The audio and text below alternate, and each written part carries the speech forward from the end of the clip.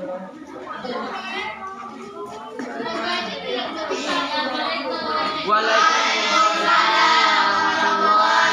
wabarakatuh.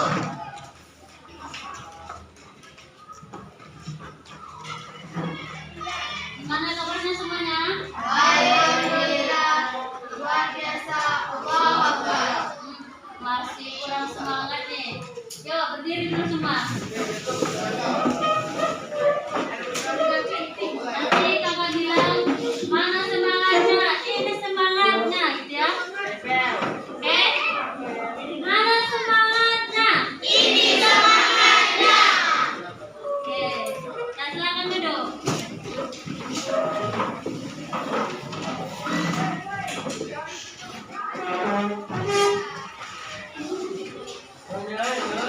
Sebelumnya kakak dulu ya.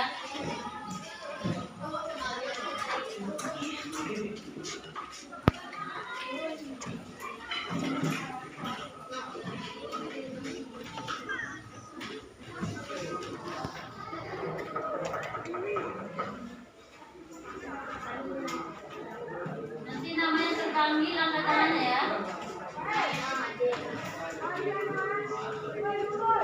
Saya Nurkaila Hendra. Hati Mulyani. Azhara Gebriana. Dapat Gersha. Setri. Haikal. Hadir. Jihanima. Lesti Aprilia. Muhammad Karan. Muhammad Iko. Nime. Muhammad Dari. Hidayah. Sakit. Muhammad Hashim. Muhammad Rizky Maulana. Munirul.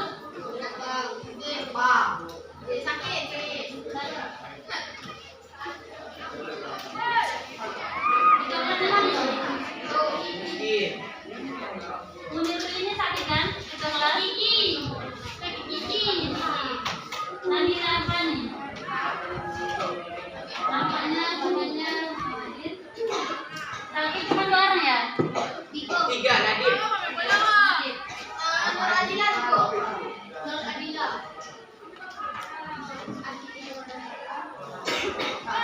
Baik, sebelum kita mulai pembelajarannya, langkah baiknya kita berdoa terlebih dahulu. Baik, dapat dimulainya. Doa mulai. Bismillahirrahmanirrahim. Rabbi zidni ilman warzuqni rahma ya Allah. Tambahlah ilmuku dan berilah aku pengertian yang mudah. Amin. Sekarang kita belajar apa? Al-Quran Majid. Baik, sekarang kita akan membahas tentang kedudukan hadis sebagai bacaan hidup.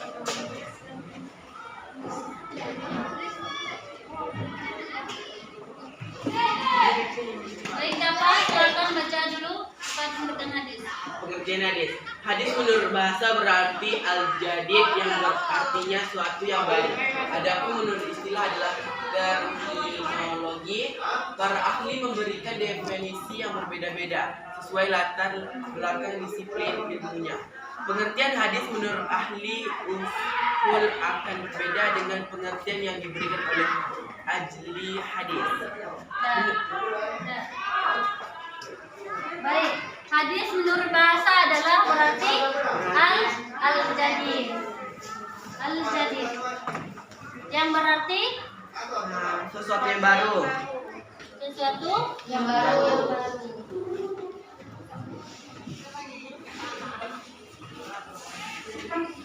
atau bagi para ahli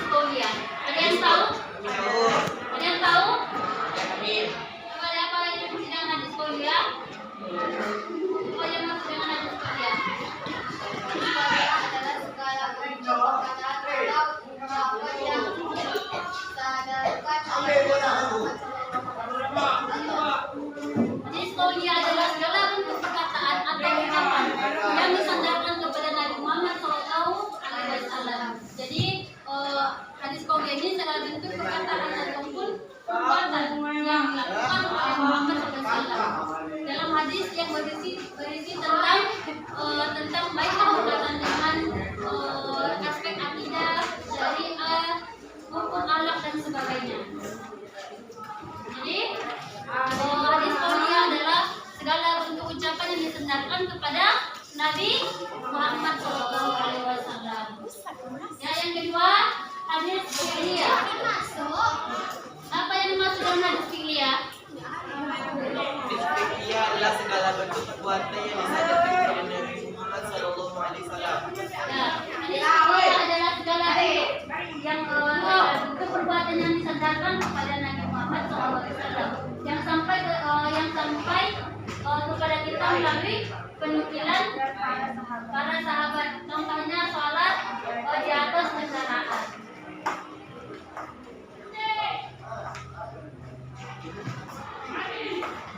Jadi hadis qauliyah ini sebagaimana hadisnya haddatsa Abdullah bin Musa qala akhbarana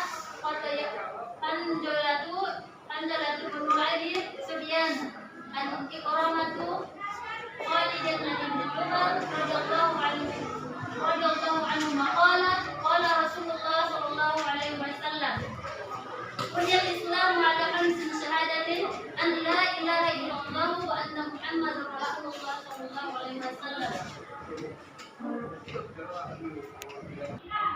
Yang artinya telah menceritakan kepada kami Abdullah bin Musa, dia berkata telah mengabarkan kepada kami Hanzalah bin Abu Sufyan dari Ikrimah bin Khalid bahwa Islam dibangun di atas iman dan dasar persaksian tidak ada Tuhan selain Allah dan sesungguhnya Muhammad utusan Allah, dan mendirikan salat, zakat, haji, puasa di bulan Ramadan.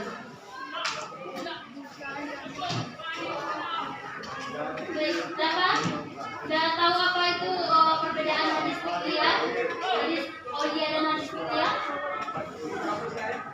Tadi paham?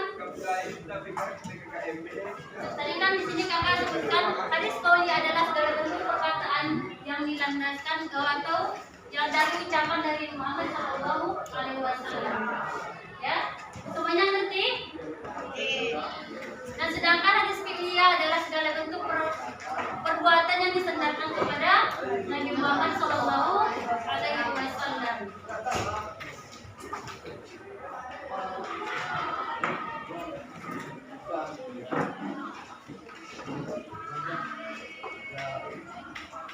Coba, Wan Faira baca dulu hadis tahriyah.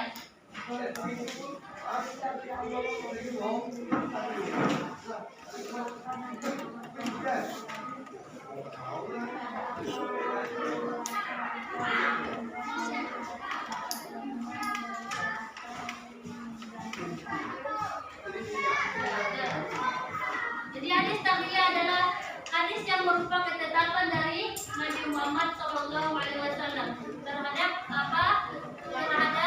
apa yang datang atau yang tidak dilakukan atau yang dilakukan oleh para sahabat dengan membiarkan atau mendiamkan suatu perbuatan yang dilakukan oleh para sahabatnya tanpa memberikan penegasan apakah beliau membenarkan atau mempersalahkannya.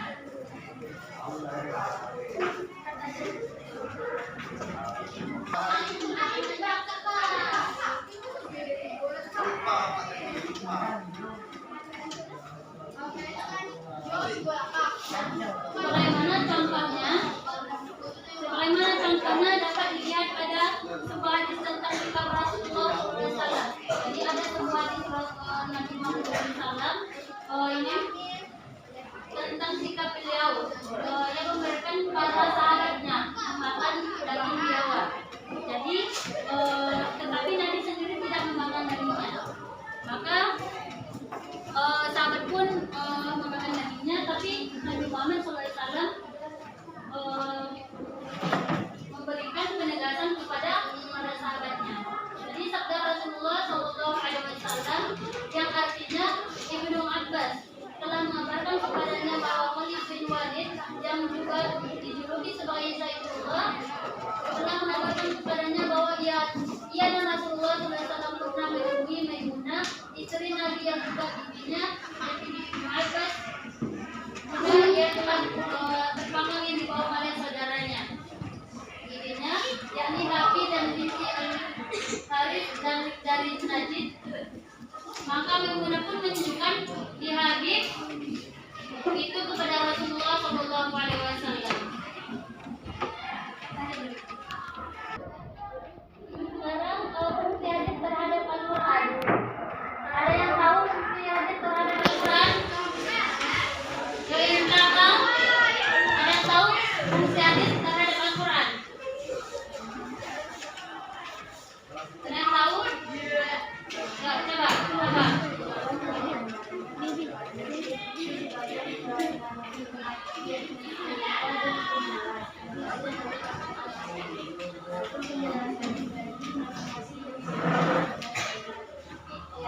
Jadi dalam hubungannya dengan Al-Quran hadis berfungsi sebagai penafsir, pensyarah dan penjelas dari ayat-ayat Al-Quran tersebut. Jadi hadis ini berfungsi sebagai penjelasan dari ayat Al-Quran. Jadi temuan Al-Quran itu maka dibuatlah hadis ini menguatkan bacaan yang ada di dalam Al-Quran. Ya, menerangkan ayat-ayat yang sangat umum. Jadi ketika di terhadap Al-Quran ini dengan bukan menerangkan ayat-ayat yang sangat umum. Contohnya apa? Contohnya Al-Quran memerintahkan kita untuk melaksanakan sholat. Jadi Al-Quran memerintahkan kita untuk melaksanakan sholat. Dan juga hadisnya maka pembuatnya membuatnya jadi untuk kita untuk melaksanakan sholat. Tetapi tidak menjelaskan bagaimana caranya sholat, serta tidak menerangkan rukun dan waktu pelaksanaannya.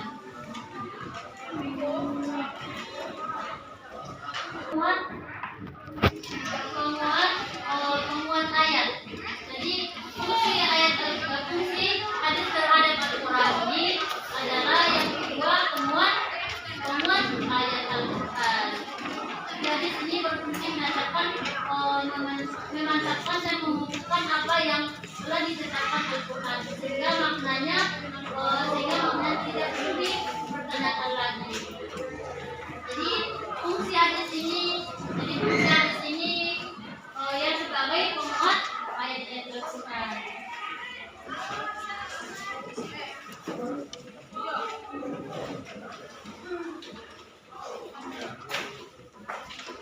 Adapun fungsi hadis secara umum adalah sebagai sumber ajaran atau hukum Islam yang kedua setelah Al-Quran dan hadis. Mempunyai peran sangat penting terhadap kebenarannya Al-Quran. Jadi peran hadis ini di dalam Al-Quran sangat penting. Karena sebagai ayat Al-Quran memang merupakan ayat-ayat yang membutuhkan penjelasan dan penelitiannya. Jadi dengan kita menggunakan hadis ini maka kita akan memperkuat ayat-ayat yang ada di dalam Al-Quran. Paham semuanya? Ada yang mau bertanya? Ada yang mau bertanya, Haikal? Kasih? Nanti kalau nggak ada yang mau bertanya, kalau akan bertanya, sudah ada di semuanya. Rizky, paham?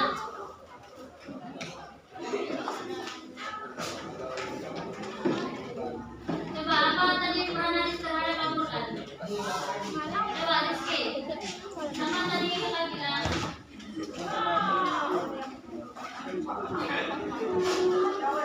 Peran hadis terhadap Al-Quran. Pertama apa? Membuktikan hukum yang sudah ada dalam Al-Quran. Yang kedua, apa yang kedua deh? Yang kedua, apa yang kedua fungsi hadis terhadap Al-Quran?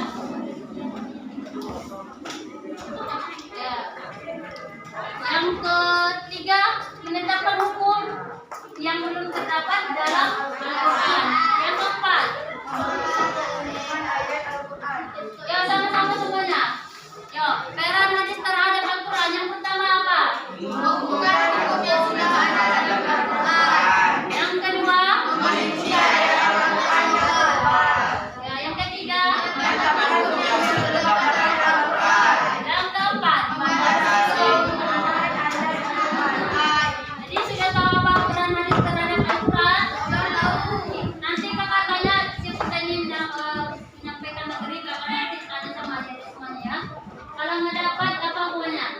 Nyanyi.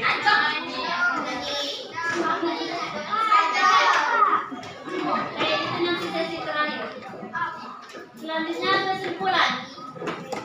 Hadis adalah as-sunnah. As-sunnah, namun beberapa ulama membedakan pengertian keduanya. Kelompok muhaddisin atau ahli hadis membedakan pengertian keduanya. Ialah mengungkapkan pengertian as-sunnah adalah segala sesuatu yang dinukil dari Nabi Muhammad SAW, baik berupa perkataan, baik berupa perbuatan, takdir, sifat dan lahir batinnya Nabi Muhammad SAW, ataupun perjalanan hidupnya sejak sebelum diangkat sebagai rasul, seperti bertahan di dalam wahyu lalu sesudah diangkat menjadi rasul. Jadi apa tadi hadis itu? Eka, apa tadi hadis itu?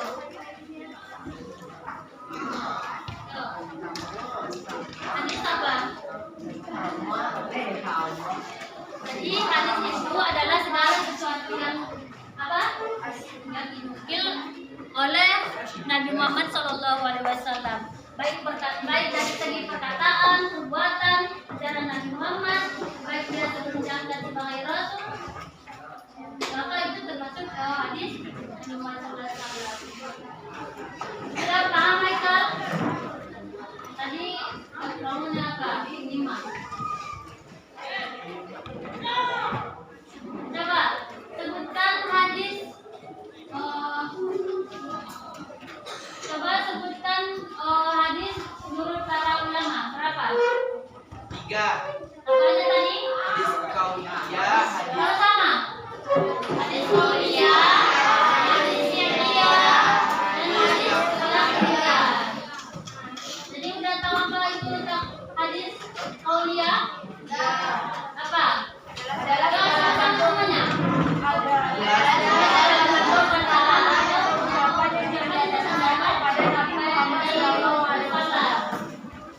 Baru hadis yang syar'iyah apa?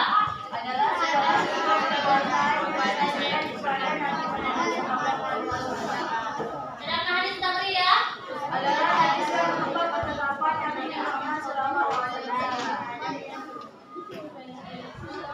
paham semuanya kan? Coba, udah paham deh? Apa? Yang belum pahamnya tadi? Apa tadi? Pengertian hadis menurut bahasa dan istilah. Apa tadi?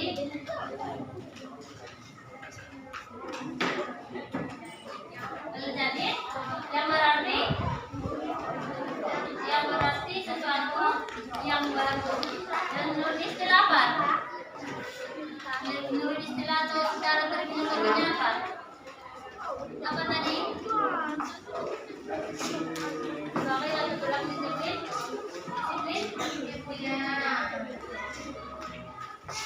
Sudah paham?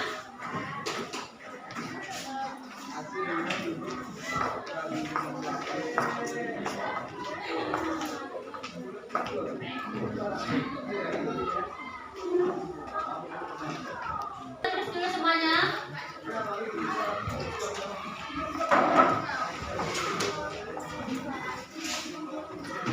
Hadis tentang menerangkan ayat-ayat yang sangat umum, yaitu tentang kewajiban salat, tersebut jelas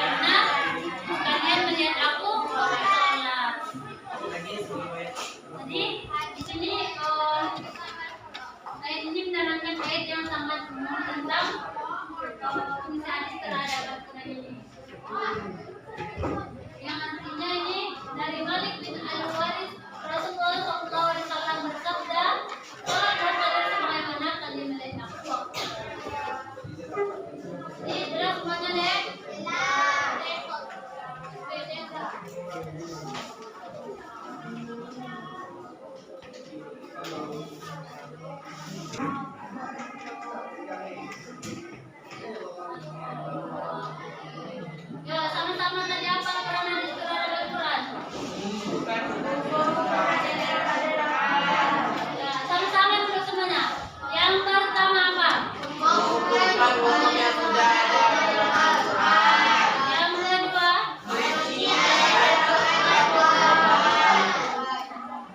Hashim, apa tadi yang ketiga? Apa tadi yang ketiga? Tadi orang sama-sama menceritakan ini lain-lain kerjanya. Yang ketiga tadi apa? Menetapkan Hashim.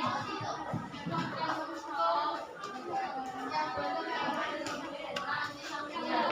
Yang keempat apa? Yang keempat?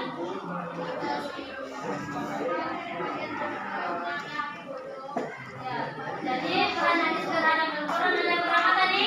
4. Jadi yang pertama menunjukkan hukum yang sudah ada dalam Al-Quran, dan yang kedua mencintai ayat Al-Quran yang global, yang merinci ayat Al-Quran yang global, dan yang ketiga menetapkan hukum yang belum terdapat dalam Al-Quran, dan yang keempat membatasi keumuman ayat Al-Quran. Nah, paham semuanya? Hashim, udah paham? Rizky? Itu Ikiano udah paham? Yang apa tadi? Fungsi hadis terhadap Al-Quran apa tadi? Berapa? Berapa tadi fungsi hadis terhadap Al-Quran? Hah? Fungsinya apa tadi? Apa tadi fungsi hadis terhadap Al-Quran? Apa tadi berapa? Yang keempat apa? Yang menulis tadi ya? Apa tadi deh? Fungsi hadis terhadap Al-Quran. Tambah fungsinya terhadap Al-Quran ada 4. Jadi depan semuanya. Oke.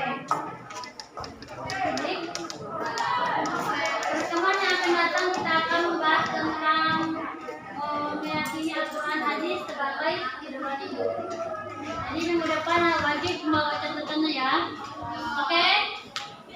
Kamu semuanya kan? Yuk, mana semangatnya? Semangatnya. Oke.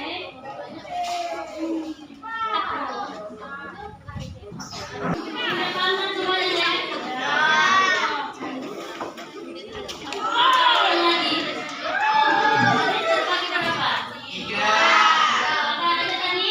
Sama-sama semuanya. Yang pertama. Yang kedua. Yang ketiga. Hadis. Jadi nanti kalau tanya di depan kita akan membuat kajian soal. Nanti kami akan membuat soalnya. Kalau misalkan kalian buat bagian hadis. Sudah tahu kan jawabannya? Oke, yang pertama apa tadi? Hadis kaulia, hadis fi'liyah, hadis tafsiriyah. Ini perbedaannya udah tahu kan hadis-hadis yang 3? Ya. Oke, depan semuanya kan? Saya mungkin merasa sampai di sini dua sudah habis.